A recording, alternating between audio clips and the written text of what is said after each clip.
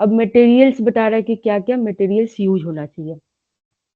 सबसे पहले मटेरियल जो है वो लो कार्बन स्टील होना चाहिए, ज़्यादा कार्बन नहीं होना चाहिए इसमें। तो ये 0.18 और 0.20% कार्बन कंटेंट होना चाहिए, तब भी ये हाई है, लो कार्बन स्टील ही होना चाहिए।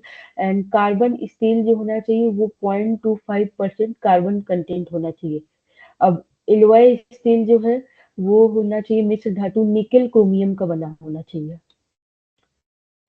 नेक्स्ट है ऑल और practically all passenger car frames are made of low carbon steel का मैंने जैसे बताया था कि लो कार्बन स्टील होना चाहिए।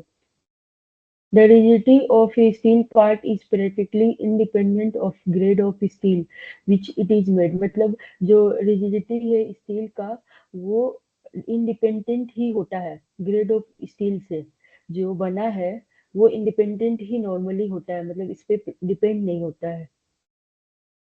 The frames are more likely to have insufficient rigidity than insufficient strength, since the rigidity of a steel part is practically independent of the grade of steel of which it is made। इसमें ये हमको पता नहीं होता है frame में कि कितना रिजिडिटी पर्याप्त है या अपर्याप्त है स्ट्रेंथ। जितना अपर्याप्त रिजिडिटी हम देंगे फ्रेम्स में उतना ही अपर्याप्त स्ट्रेंथ हमको मिलेगा। इसलिए जो रिजिडिटी है स्टील पार्ट का वो प्रैक्टिकली इंडिपेंडेंट होता है ग्रेड ऑफ स्टील से जो बना है। फिर इसके बाद high speed vehicles have trouble from front end shake and sometimes also rear end shake then from frame bracket. अगर हम हाई स्पीड, इसीलिए ना हाई स्पीड बना किया जाता है। अगर हाई स्पीड पे हम चलाएंगे व्हीकल्स को तो मुझे सामने से भी सामने के सिरे से भी दिक्कत होगा और कभी कभी पिछला हिस्सा से भी प्रॉब्लम होता है, जिससे क्या होता है कि फ्रेम ब्रेकेज हो जाता है।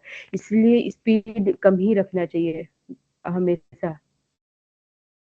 मगर हम तो ज्यादा लोगों को देखते हैं, खासकर बॉयज को, वो स्पीड बहुत ज्यादा ही चलाते हैं, मगर एक लिमिट स्पीड में होना चाहिए कि जो हम लोग का ऑटोमोबाइल मोटर कार है वो डैमेज हो सकता है, कुछ भी हो सकता है, एक्सीडेंट हो सकता है।